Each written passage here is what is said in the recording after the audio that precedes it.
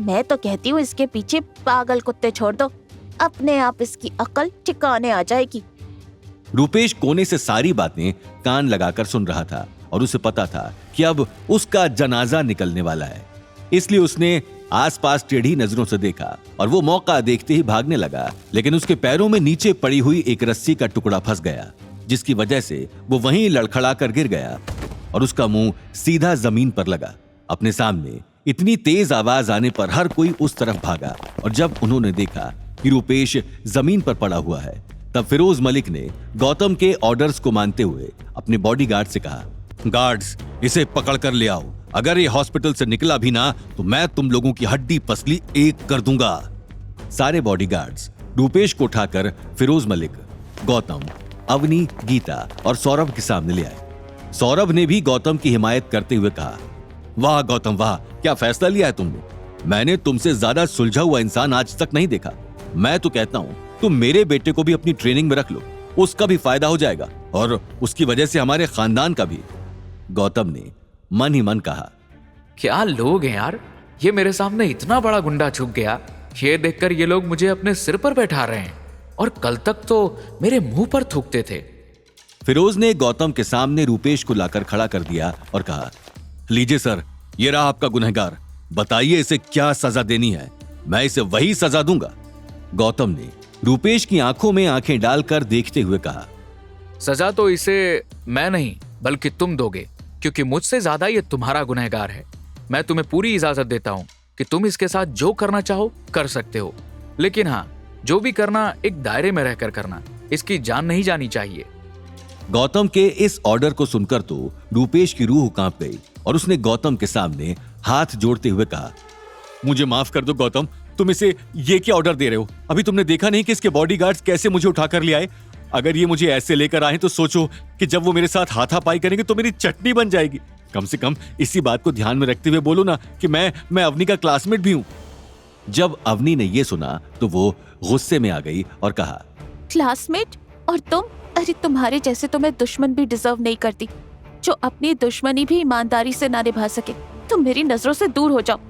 गौतम ने रूपेश का कॉलर पकड़ते हुए कहा, अब तुझे सजा मैं नहीं बल्कि ये देगा, और जो सजा ये तुझे देगा उससे तेरी अकल पक्का ठिकाने आ जाएगी। फिरोज ने अपने बॉडीगार्ड्स के साथ एक सर्कल बनाकर उन्हें समझाया कि क्या करना है, जिसके बाद उसने रूपेश के मुंह पर खींचकर 20 तमाचे मारे। जब गीता ने यह देखा तो वो खुशी के मारे तालियां बजाने लगी और मन ही मन कहा, अरे वाह, अच्छा मौका है इस नालायक से बदला लेने का। बहुत बुढ़िया बुढ़िया कह रहा था मुझे, अभी बताती हूँ इसको ये बुढ़िया क्या चीज है। ऐसा बोलकर गीता रूपेश के पास गई और उसने कहा, रूपेश बेटा। रूपेश बेटा सुनते ही रूपेश को लगा कि शायद गीता उसे प्यार से समझाने आई है, लेकिन गीता ने भी उस पर जूतों की बरसात कर दी, जिसके बाद उसकी नाक से खून निकलने लग गया। गीता के जूतों से मारने के बाद फिरोज मलिक के बॉडीगार्ड्स ने रूपेश को बाहर जमीन पर पटक दिया, जिसके बाद उसके कंधे की हड्डी हिल गई और वो दर्द के मारे कराहने लगा।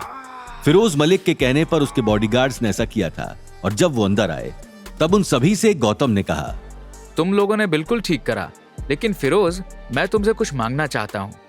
फिरोज मलिक ने गौतम के सामने हाथ जोड़ते हुए कहा, सर आप ऑर्डर तो दीजिए, मांगते क्या है? तभी गौतम ने अपनी डिमांड बताते हुए कहा, मुझे रुपेश, उसके परिवार, उसके पास प्रेजेंट सारी जानकारी चाहिए। जितनी इंफॉर्मेशन तुम उसकी निकलवा सकते हो, मुझे हर एक छोटी से छोटी इंफॉर्मेशन रुपेश की चाहिए। वो कहाँ बैठता है, कहाँ सोता है, कहाँ घूमता है, कहाँ जाता है, हर एक चीज समझ लो, जैसे उसके रूटीन की हर एक बात तुमने मुझे बतानी है। गौतम की बात सुनकर फिरोज ने अपना हाथ अपने सीने पर रखकर कहा, बिल्कुल सर, आपका हुक्म सर आंखों पर, जो आपने कहा है वो आपको मिल जाएगा। मैं इसके अलावा आपकी और क्या खिदमत कर सकता हूं? गौतम ने एक नजर अवनी की ओर देखा और फिरोज मलिक से कहा, असल में मैं रियल एस्टेट इंडस्ट्री में काम करना चाहता हूं और इसके लिए मैं तुम्हारा पार्टनर बनना चाहता हूं, यानी एक तरीके से मैं तुम्हारे साथ साझेदारी करना चाहता हूं। तो क्या तुम इसके लिए तैयार हो? फिरोज मलिक ने बिना झिझक के एक ही सांस में बोल दिया, मोस्ट वेलकम सर, आप आए तो ये हमारी खुशकिस्मती होगी। गौतम ने फिरोज मलिक की एक्साइटमेंट को देखते हुए कहा, वो सब तो ठीक है, लेकिन जितने तुम एक्साइटेड हो, उस एक्साइटमेंट में ये बात हर जगह फैला मत देना।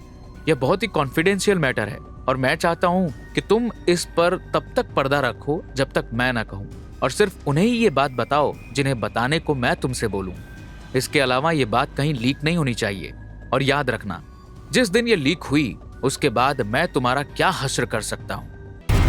आगे की कहानी जानने के लिए देखिए अगला एपिसोड सिर्फ पॉकेट एफएम के यूट्यूब चैनल पर, और रॉयल वारिस के सारे एपिसोड्स को सुनने के लिए डिस्क्रिप्शन में दी लिंक से डाउनलोड करें पॉकेट एफएम ऐप।